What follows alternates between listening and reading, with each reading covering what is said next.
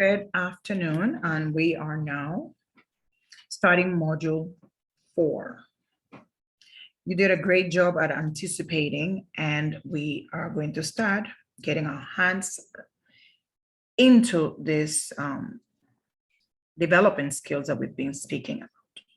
So on the screen, you have now the topics that we are going to cover today. We're going to start developing interpreter skills on this module 4, and we will work on managing your voice. While we are on series 1, which is designed to ensure that you become a liaison interpreter, since our goal is to ensure that you also learn to work at conferences, we will focus mainly on interpreting at conference settings. However, we will also speak about the use of your voice in other settings. So reading the speaker's mind, I know this one can be scary if you think about it, because hey, how do I read the speaker's mind? So you will see how interpreters do that. For some reason, we kind of know what possibly will be said after. Okay, so we're going to go over that as well. We will also work on speaking skills.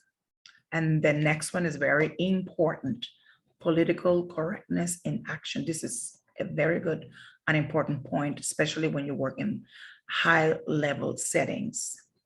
So we will work only with managing sentence structure, because word order in different languages may vary from the language that you speak, any other language that you may speak. For example, if your language combination is French and Spanish, word order may be very similar because they are Latin-based languages. However, if you speak German and Portuguese, word order may change, or English and Portuguese, English, Spanish, word order may change. So we're going to talk about that today. And finally, you will have an assignment which will require you to work with your virtual partner. Let's get ready and let's go. Now, let's manage your voice. How can we get there? Now, generally, we would have asked you for your ideas, but in the interest of time, because we have a very long class, I'm going to start sharing, and at some point, yes, I will need your ideas. So when we are working in a conference setting, for example, what do we expect? We expect adequate volume of the booth equipment. And while you may not always have the correct volume, a technician may come to you and show you how you can increase or decrease volume to ensure that you feel comfortable. Also, you will notice when you are in a conference setting, for example, that you might be required to attend a rehearsal, they call it. And what they mean by that is that they want to come and do a sound check, a sound proof, and they want to know what levels are comfortable for you. The technician wants to hear your voice to understand if he has to give more gain in terms of voice pitch or bass when it comes to the output of your voice. Normally, the equipment is connected to a mixer, and that mixer generates, of course, mixes a sound. And then in that mixer, that's where the technicians can make variations for the sound incoming and outgoing. Now, in terms of outside of the conference setting, in terms of adequate volume, that is something that you cannot control, because it's difficult for you to interrupt the speaker to tell them speak loud or lower. So if you're in a conference setting, you and the technician, or your booth partner and the technician may have a way to communicate with hands. You will have that in a pre-con meeting or a training meeting. But if you are working with a partner, sometimes you can take like a stick of paper, write down the note while you're interpreting, because of course you are multitasking when you're in the booth, and your booth partner may just go to the technician. But when you don't have a booth partner, what do? Well, before you go in a meeting, you have to set your expectations with your client. If it is consecutive, for example, you want to ensure to remind your client, I'm not saying the client is going to do it. You will want to repeat, please, I'm going to need you to speak in chunks, or I'm going to need you to speak in full sentences, or I'm going to need you to complete the full idea. It depends on your lingo or the way you speak, but you want to convey the message. Now, they sometimes go running and they keep talking. And at some point it's very difficult to determine when to interject, but at some point when you see that the idea is getting too far, you may just have to start speaking. It depends on the setting too, because if you see that the president, the prime minister, a high-level official is delivering a speech, you really need to have hands-on with that information. That's what I mean, because of course you cannot interrupt that kind of speech or conversation if you are expected to go consecutive, of course.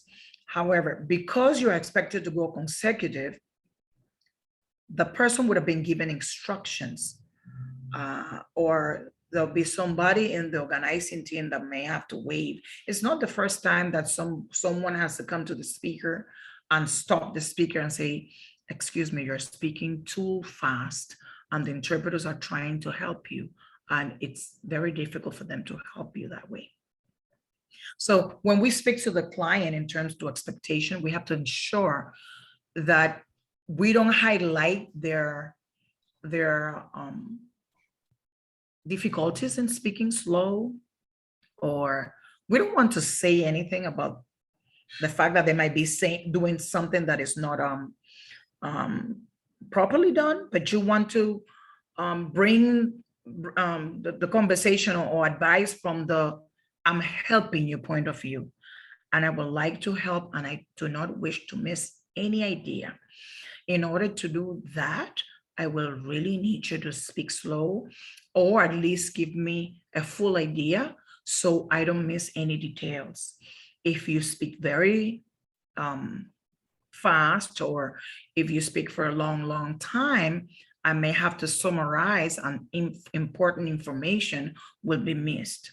So then is the client decision to, or the client conscience per se, to give it a name, to determine hey, I really want this person to sound as knowledgeable as I am on this topic, so I have to speak a little slower. So that is one of the challenges that we always face, especially for persons who are not used to working with an interpreter. The clear voice and correct pronunciation is a plus. So for example, I need everyone to mute their microphones, please. There's a microphone on.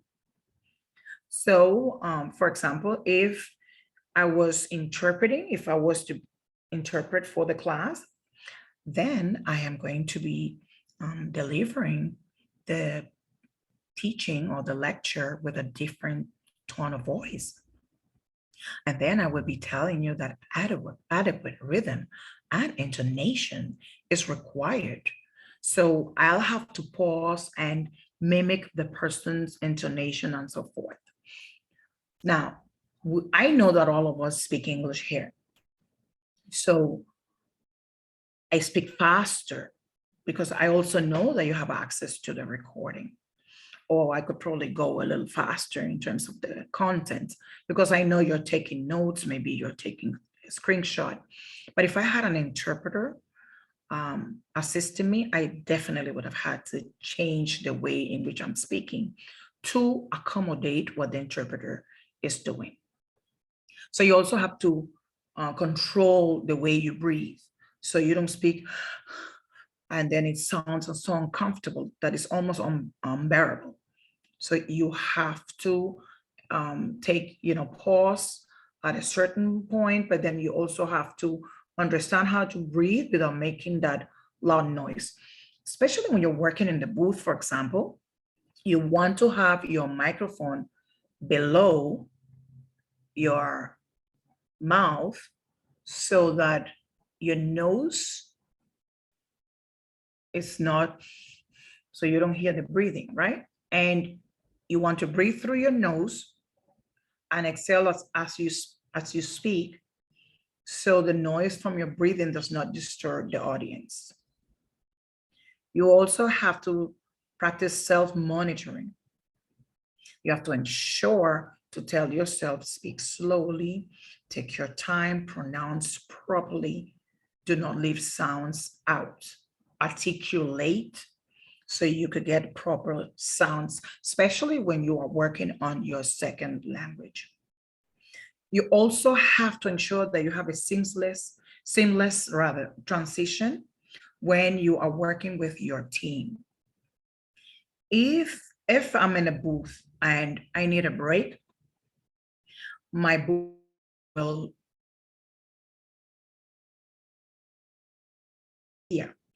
to get in.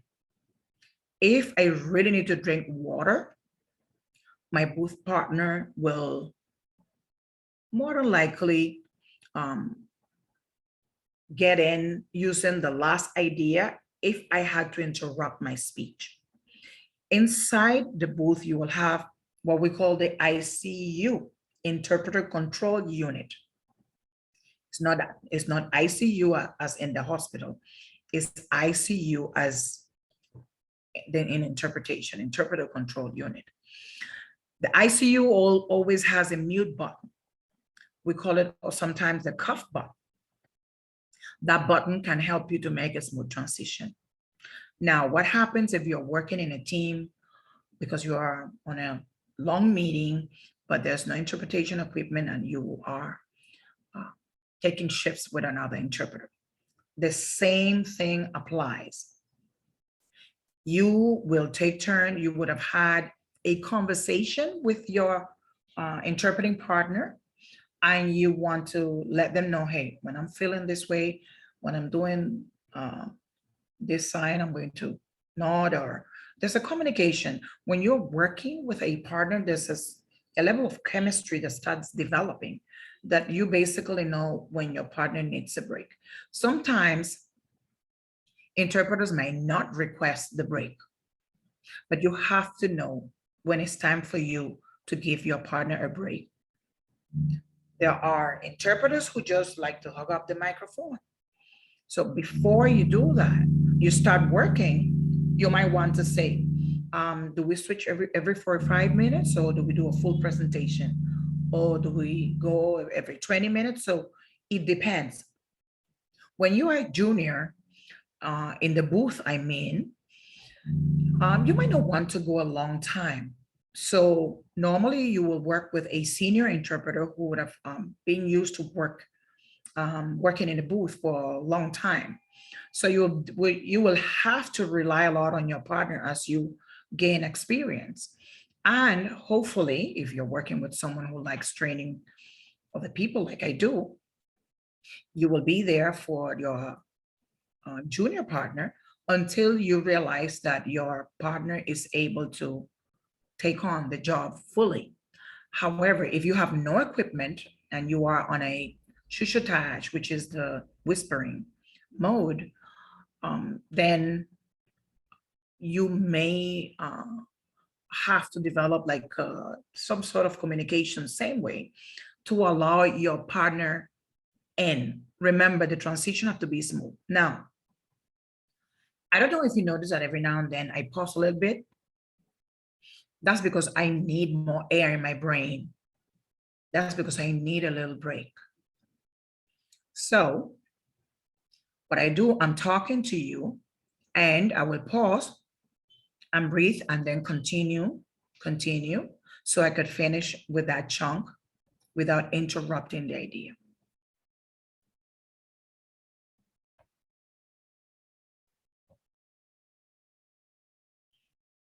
So let's revisit the strategies to match the expectations.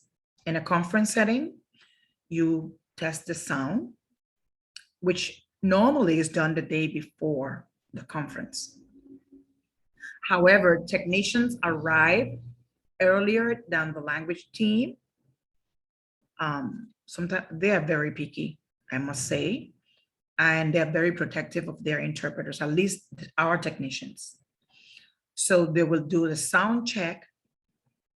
They will normally our team tests, they test each receiver with headset to ensure that every device is ready. And they will also go and check microphone by microphone, one by one. Sometimes you have 30 microphones on the floor, they go one by one.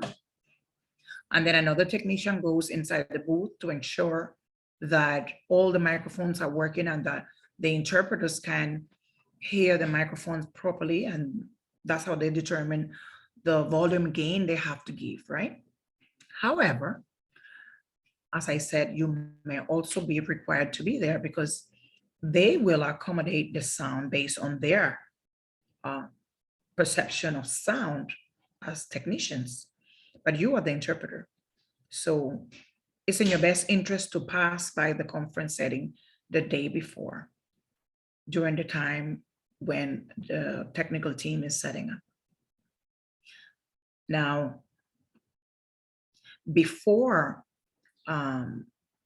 you go into a meeting, when you are not in a conference setting, it's always good to sometimes, if you're allowed to perhaps try to find a speaker and speak to the person. Let's say you're going into an embassy to accompany someone to interpret liaison or bilateral interpretation for their visa interview. You don't want to get there exactly at the time where you have to do the security checkpoint to go through the embassy to accompany the person. You want to get there a few minutes earlier to speak to the person, to get used to the person's accent, pitch of voice, type, loudness, whatever it is, so that you are prepared.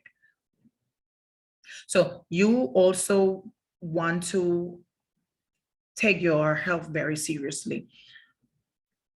You will want to do your breathing controlling techniques, as I was saying earlier. You do not drink cold water during the days that you are working, at least not during the time that you're interpreting. You want to drink room temperature water, and if you can handle warm water, it's even better, because it keeps your throat clean. If you were to have a bit of cold, it will clear your cold. And that way you keep your communication clear, your voice clear.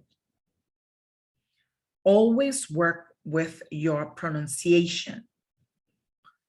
Watch videos and repeat what the video is saying. Watch the news, even in your own native language, in your own language. Watch the news and try to repeat what the report is saying right after. You could also do that in your language beat. These are speaking developing techniques. Now, if English is not your first language and you want to imitate the English sounds that sometimes are a bit difficult, like, I have an accent, but I do hope you understand what I'm saying clearly. So you want to take a toothpick, put it in the tip of your mouth, hold it with your teeth, and then you speak like that so you can imitate. And always remember, English is spoken, is right here. It's spoken in the front piece of your mouth mainly. Spanish, you want to move your sound back to the middle of your mouth. That's why I can say it's important to talk to you later, or it is important to talk to you later, Or it's important to talk to you later, because I shifted my sound to the back of my throat. So I'm speaking now with the French accent between the back of my throat and the upper part of my mouth. So it's very important that you imitate the sound by shifting the sound to the part of your mouth that helps you to control the sound that best imitates the pronunciation of that specific language. Remember, do breathing control techniques. Some of you might want to practice yoga. Some of you just might want to just breathe, because at some point your brain will need more oxygen and you may need, and then you start losing clarity of thoughts if you just keep speaking without taking in that clean air that your brain needs. Now, this one is very important, very, very important. Do not obscure the sentences, neither in the beginning nor in the ending. Clarity is very important. Now, if there are words that you're not too sure about, you use synonym, you use replacement like we did in the last class. If you cannot pronounce certain word properly, there are certain words in English that for me are so hard. I always will try to use a synonym, but if I have to use them, then I have to go back to the first year when I went to college and remember what was the pronunciation technique given. And then I'm going to have to do the entire thing. Slow down, say it properly, and then continue with the flow. You have to tell yourself these things. Now, when you do it over and over and over, eventually it just comes a second nature, but you have to start somewhere.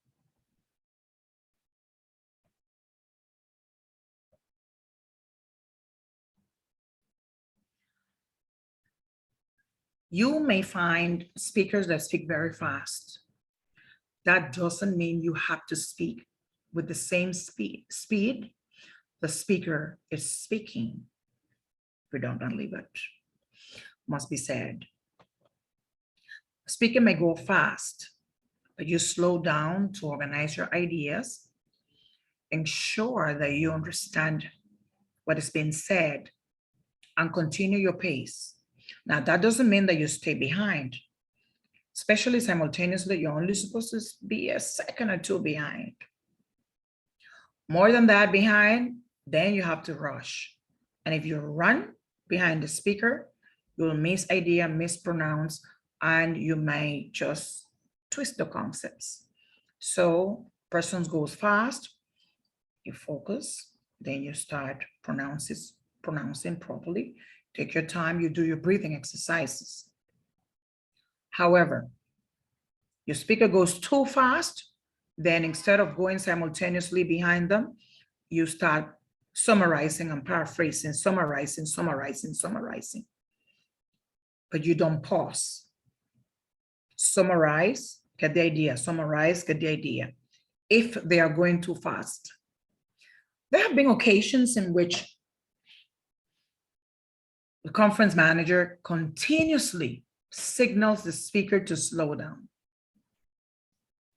They're not trained to slow down. But you are trained to summarize. Then you summarize. More strategies. Rehearse on a regular basis.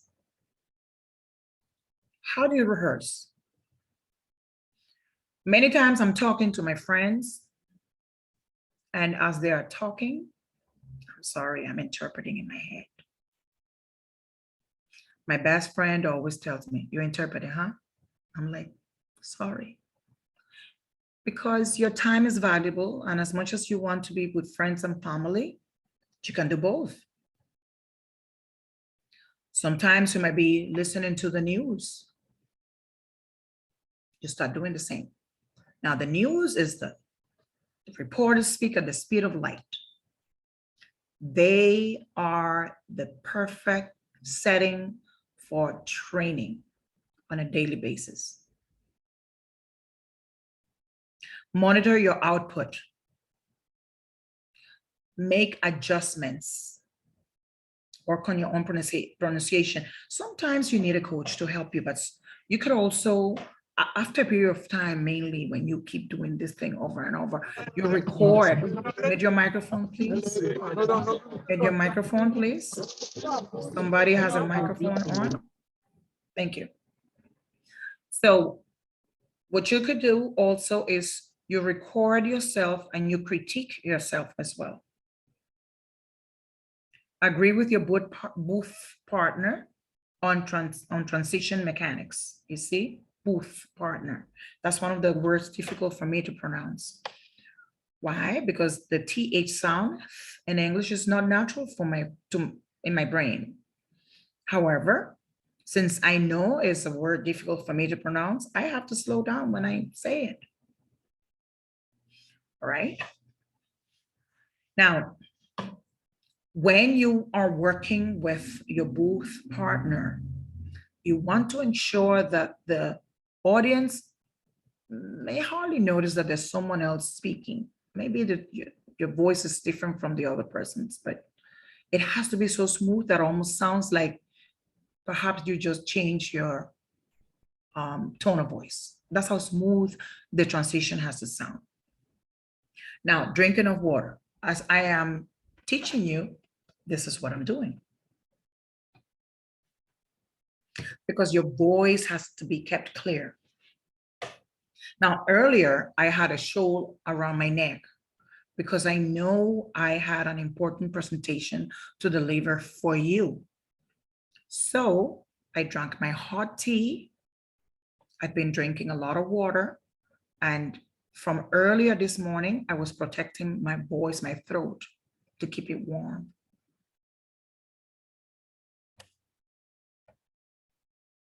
Now, let's talk about this part of managing your voice. We will do a minimum practical. So this part of managing your voice, as I said before, is about pronunciation. Interpreters have accents, some don't. But if you have an accent, it cannot be an accent that is so disturbing that the audience said, you know what, I can't keep listening to this person, right? You have to train your phonic apparatus, your phono-articulatory apparatus. Phono as in sound, articulatory gestures, to ensure that sounds are coming out clear and understood. Just like how you expect handwriting to be legible, your audience expects your pronunciation to be audible. Okay? So we have an exercise right here, and we are going to do some practicum because we are getting our hands on today. Let's get ready. Choose your partner. Now, managing your voice again. Do not be shy. Why? Because when you are shy, you absorb the sound as opposed to putting the voice in an output mode. And you would have seen my hands here all the time is because I have my elbows on my desk to ensure that my body is straight and my diaphragm is open so that my voice comes out clearly. You may have to download an app. You know, those apps that help you to play with vocabulary words, synonyms, antonyms, homonyms. You need that. Do you know the name of the app? I have no familiarity with this. Now, becoming a master of persuasion, this means that you have to sound as assertive as the speaker himself or herself. You have to sound so knowledgeable. You have to sound like you know this thing. You got this. It might not be your area of expertise, but you prepare so well that you sound like you know this, because in this conference, we have to ensure that we get to a conclusion and we understand, because the speaker was speaking like that, bringing everyone into his or her mode of, of understanding or commitment. They're trying to get commitment. So what this person is trying to do, they're trying to achieve commitment. So you have to speak in a way that you are so convincing that these people understand what the speaker is trying to achieve. Okay. Which leads to the next point. You have to ensure and endeavor to convey the speaker's emotion through your voice. You have to convey the emotion. You have to be as assertive as they are, as convincing as they are, as persuasive as they are.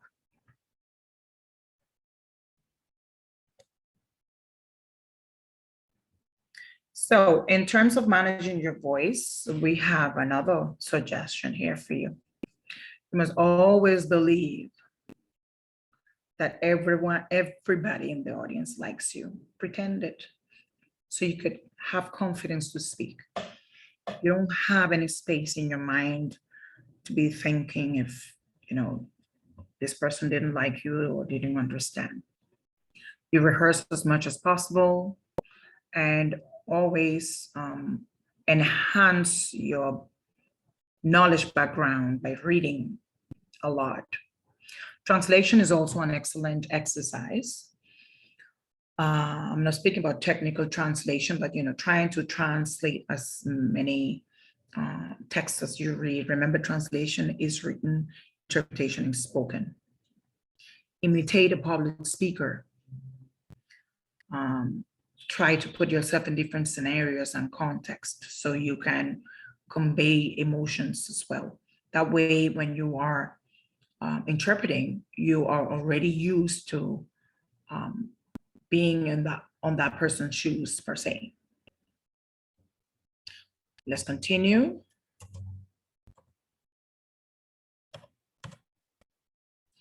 Now, pairs, and of course, it's going to be posted on the platform. And we're going to start now working with speeches, right? And you will start recording your voice. Now, remember that we are working with language neutral. We will always work with English, but then also we will work with your B language, meaning this, your target language, your second language. We do have persons here or participants who speak more than 2 languages. But for the purpose of this course, we're going to work with your language A and language B mainly.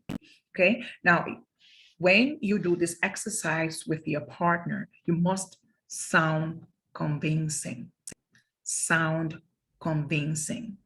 Always remember that. So let's get ahead of the speaker. We are going to start working with strategies and expectation. Let's match them. So we want to know, when you have an expectation, what strategy would you use? Good. Here it is. So if you want to prepare before a conference, then you get informed about the topic in question. You consider the big picture and meetings that took place before, meetings that are going to take place after. Okay. Why you want to consider also the meetings that took place before? Because you want to prepare for this meeting. And then you want to leave the meeting ready for what's coming after. Alertness and concentration in terms of expectations, screening speakers, intonation, and attitude. That's why coffee breaks are so wonderful, especially in a conference setting. When you are on a coffee break, sometimes, remember, you might not be allowed to interact with participants. However, sometimes it's not prohibited. So then you get the opportunity to interact. In some cases, if you're not allowed to interact or if you don't know if it's okay to do it, when you're taking your coffee, you identify who are going to be the next speakers. And they're always speaking to someone else or exchanging. So when you might get a bit closer so you can listen to the person's voice and the intonation and get familiar with their tone of voice. Right? Now, fill in the gap, complete sentences. Sometimes speakers don't complete sentences. But if you don't, it might seem like you did not understand or you are not a good interpreter. So you are not trying to complete the speech for them, but you want to close the idea. So I had a presenter who kept saying, and stuff like that, and stuff like that, and stuff like that. So in my version of interpretation, simultaneous interpretation, I would say, I will use synonyms. I would say unrelated matters and similar topics and matters of the like. So as a professional, I use my choice of words at a high register because it was a high register conference, only that the speaker was not a native speaker. And he was doing his best with the knowledge of the language he had. So my job was not to destroy his character or to add a burden, because the English speakers there were so appreciative of his knowledge and they knew he was doing his best given his limitations. So the Spanish speakers, the Portuguese speakers, the Italian speakers didn't know that. So instead of trying to say the same thing to make it seem that the man is unprepared or that we didn't understand, we chose to close sentences with synonyms. And we agreed that, hey, this person is not really giving us a full sentence. What are we going to do? Okay, so we are going to use synonyms. We're going to close it. We are not going to add anything. So he kept saying, and stuff like that. Okay, so what is stuff like that? Related matters, things of the like, similar topics. Okay. Attend meetings on these topics, similar topics is possible. There are a lot of free webinars online. There are a lot of free YouTube videos. If you have no time to attend meetings, while you're driving, you can play a speech and listen while you're driving. Well, if you're able to listen and drive at the same time. Because at the end of the day, you have to get used to doing more than one thing. You have to multitask inside a booth. So you could look for a speaker's biography, find the information, listen to previous speeches, all right? Now, between reading the entire presentation and trying to translating and sleeping is the most important thing. You can spend all night finding terms, localizing words, translating the text, learning it, creating a glossary. But the next morning, your brain is so tired that you cannot even read what you prepared. So you rest, perhaps you get up a bit earlier and do what you intended to do before the conference. Go over the information minutes before, or perhaps you may have an hour before. I don't know how you prepare for your meetings ahead of time, but we recommend always have an hour ahead of you to play with in case you have to research additional information. If your conference starts at 8, you want to be there at 7. 7:30 is because you're already an expert on that topic. All right, assess that speaker's intonation so you understand if the person just has a grouchy tone of voice, rowdy mode of speaking, or if they're actually upset. You don't want to convey an emotion that the speaker is not sharing. Be attentive to speaker demeanor and audience reaction. Pay attention to that. And be ready for the unexpected. A lot of things may happen. things like the water may start leaking in the middle of the conference, and they may have to pause the conference to move to another room. And in 20 minutes, everything has to be ready, like whatever, which has happened to us. Spend 3 hours setting up a whole room, get a phone call at 4 a.m., be welcome at the hotel with a question, what is your shoe size? Because they had boots for everyone in the team to move the equipment and then change the shoes and get ready to interpret like nothing happened. So you do not get your emotions involved, you get ready. Like we say in the Bahamas, I was born ready. That's your interpreting attitude. Now, in getting ahead of the speaker, there might be twists and turns. You will have to prepare, and you may have to sometimes improvise because the person might be speaking about something that is totally unknown to you. When I say improvise, I'm not saying make up words, but sometimes you might have to remain neutral in your speech until you catch on. Sometimes the person might be speaking. I had an incident where the speaker was mentioning a word I never understood. And the more the person said it, I didn't get it. And the person kept saying in the treaty toitoloico, and they kept saying this word. And I eventually realized that this is a place. And then I realized that there was a meeting before where that was held at this place, and there was a treaty. The only reason I realized that is because I researched the information about this meeting, what happened before on the previous meeting. But before this meeting, there was a summary meeting. And before that, there was a treaty. I researched all the way back. I just didn't know the name of the place for the 2 meetings before. So I had to figure out that they were talking about this place. And I didn't know the word. So I kept saying, en el tratado toitoloico.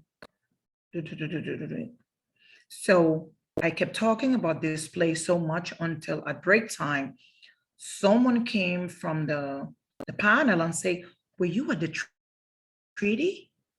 I said, no, I wasn't. One of my colleagues went to cover the event.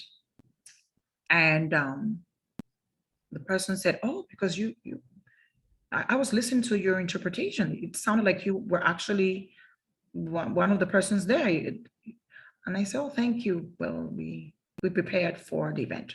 So what I'm saying is you have to prepare yourself so much that you cannot think that just by reading the information that you're handed is sufficient.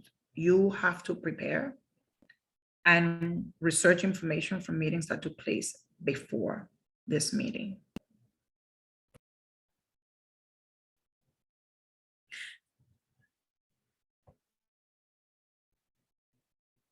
Now, being politically correct. Now, look at this. We have a statement here, but when you want to be politically correct, you want to ensure that you use the right term for this, for the context, the specific context, right? I'm going to ask you to take a screenshot, and the links will be shared on the platform for you to work with this. Being politically correct means that you're also able to convey the same message using the term that is required based on the language level that you need to use. Remember the examples I used before. If you are in a court matter and you are listening to the judge who would speak with legal terminology, but you have to interpret for a person who might not be too savvy in the legal field. I mean, so you have to be able to convey the same message and use your choice of words that is for a lower registry. But then you will lower your register to speak to the deponent, for example, or the accused. But then you will have to enhance your registry to speak back to the judge.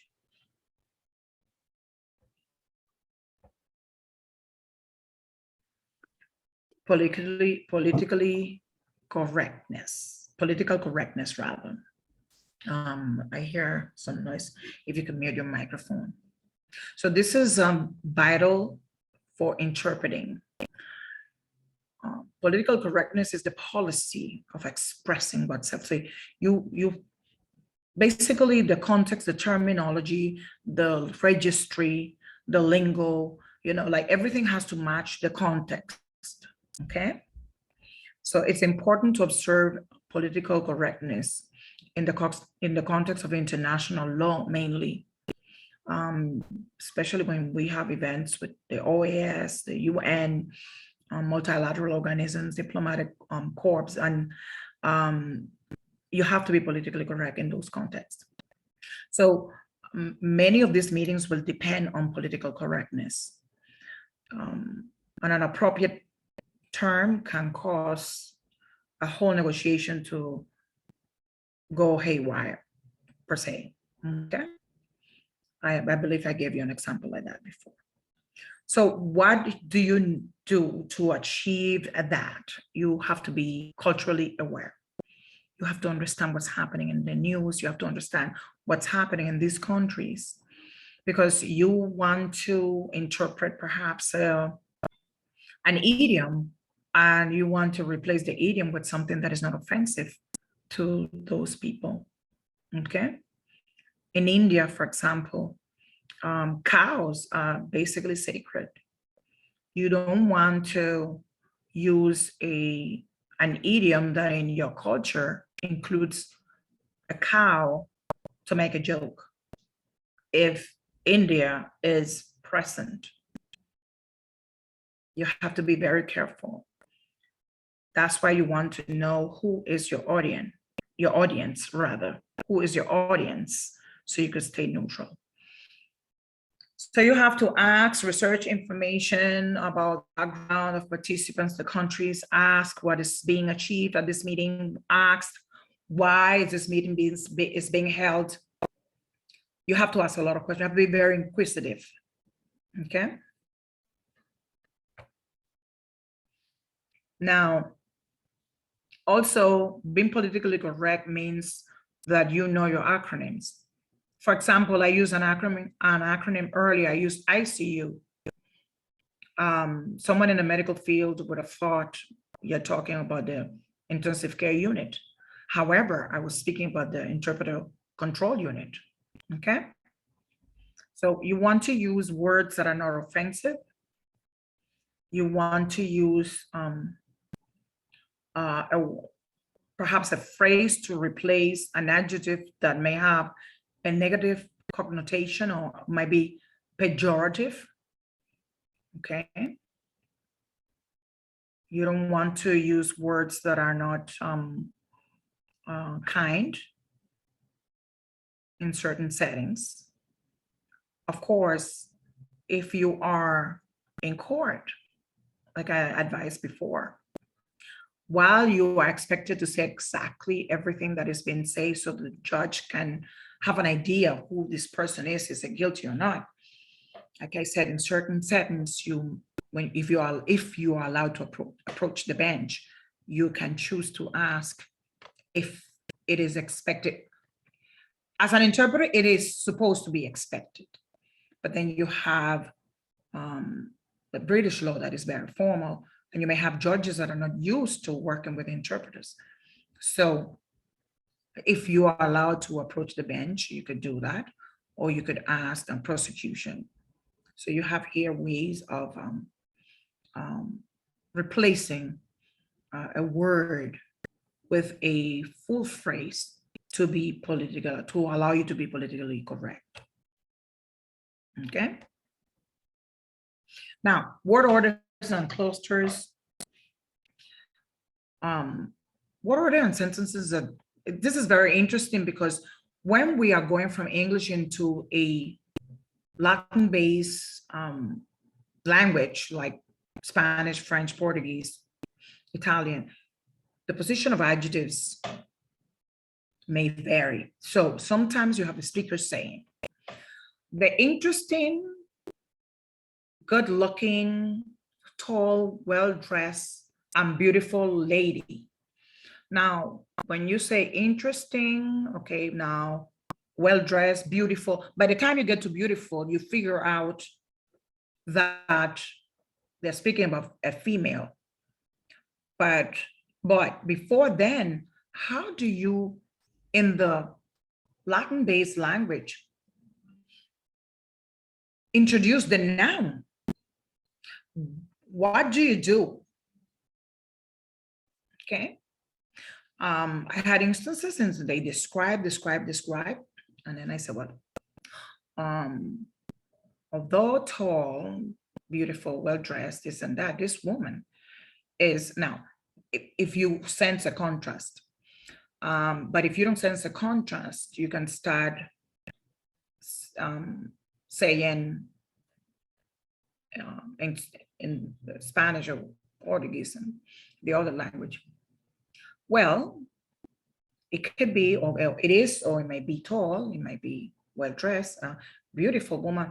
About this beautiful woman, then you introduce the noun. So you have to understand the context too in order to do that.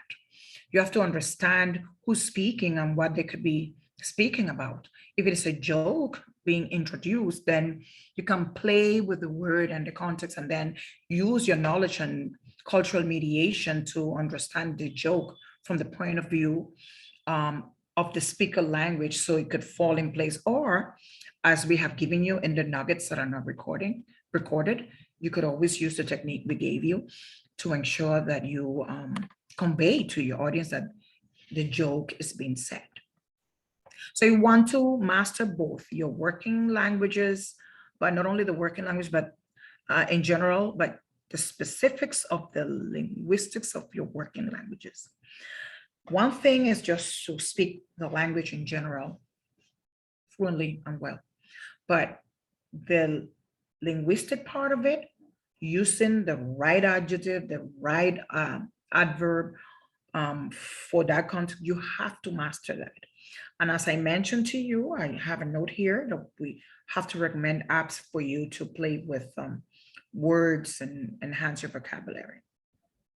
Now, work with units of meanings rather than literal clusters.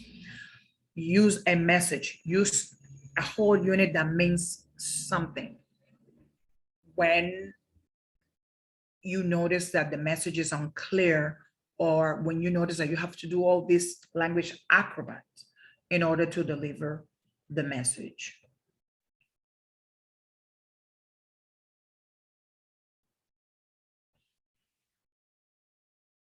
Now, let's talk about managing sentence structure.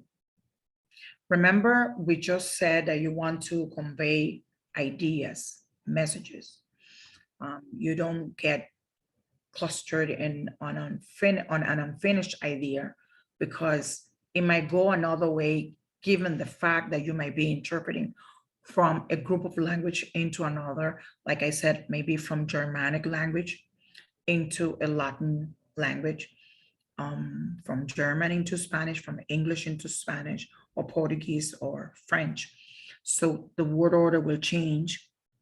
You don't want to risk interpreting or assuming that the idea was complete when the idea wasn't. So you want to ensure that you get the full idea. Even if you have to breathe, use that second to breathe and organize your thoughts. So you want to break long sentences into short and meaningful sentences, or what you would call a message. All right? You make sure that your sentences are clear.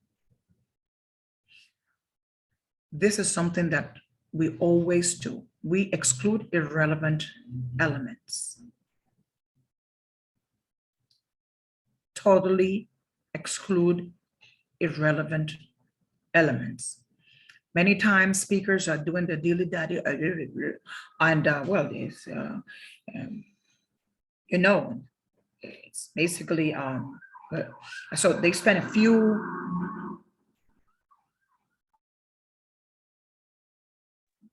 few seconds trying to organize their ideas.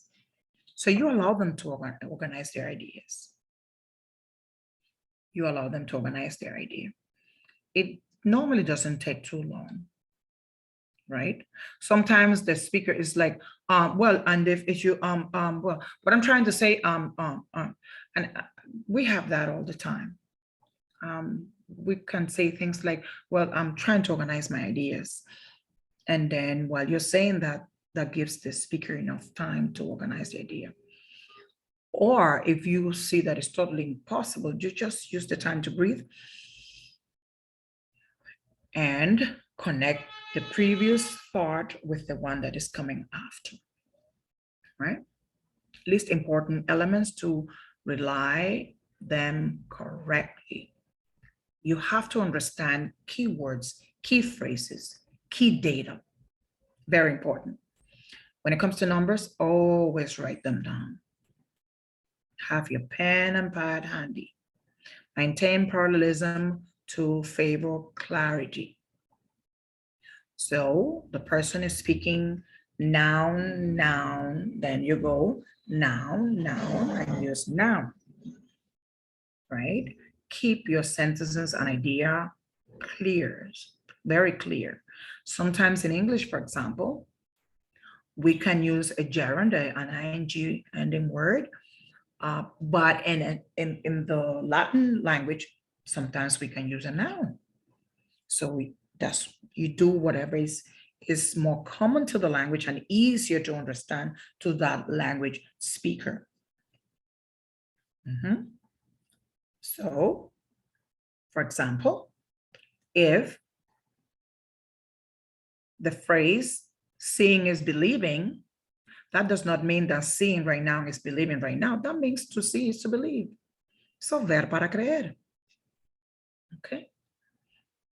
Consider the stylistic traits. Stylistics means the style that is being used, right, of your target language.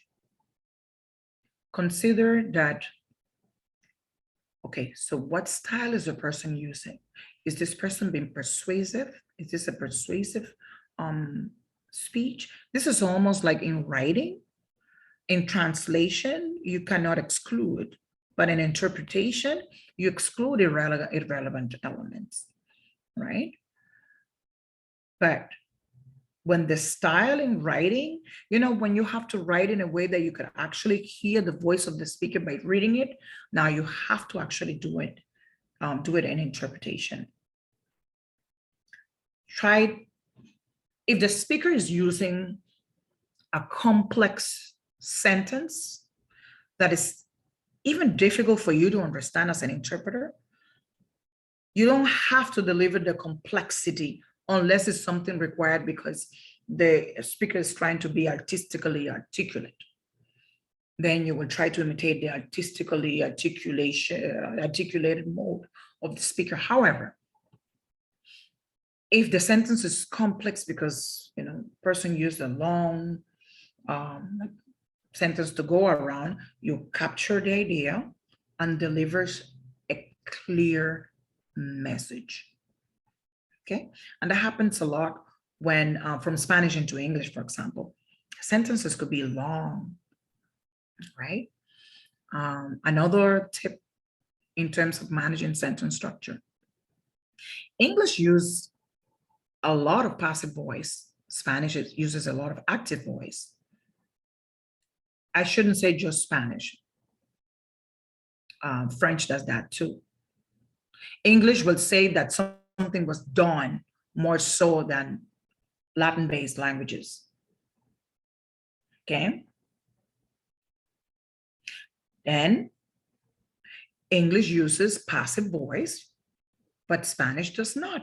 You don't have to use the passive voice if it's not required. If it's because that's the style of the speaker, but the message is not to say that the idea was passive, then you just deliver the message as if the speaker would have been a native, like the native that you are, or near native that you are. You don't have to do the acrobats and go around like the speaker did in their language, because that's what their language does. Language A might be long, language B may be short. Then you deliver in the way that that language normally speaks.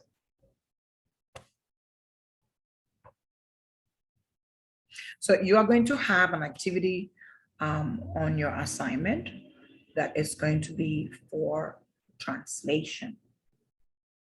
And this is when we start working with translating the text to understand how we will interpret it. Because in translation, you don't miss the term, but in interpreting, you will now focus on what is important. So as part of your assignment, we are going to start working with this text to start interpreting, to start working on interpreting. And this is something that you will see on the platform. I hope you are writing down your questions so we could close the presentation and then take some questions. Now, as we go on, you will see that we will work with the Malala speech from the United Nations. It has been translated and interpreted into very many languages. It's one of the icon speeches that we normally use for training. We will use also Gandhi's speech, right?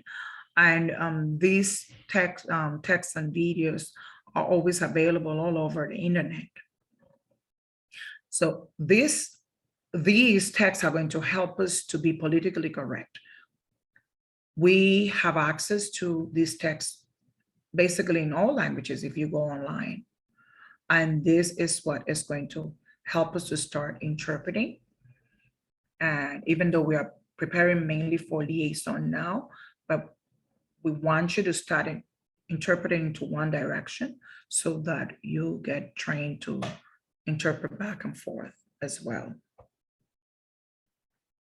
So to close this presentation,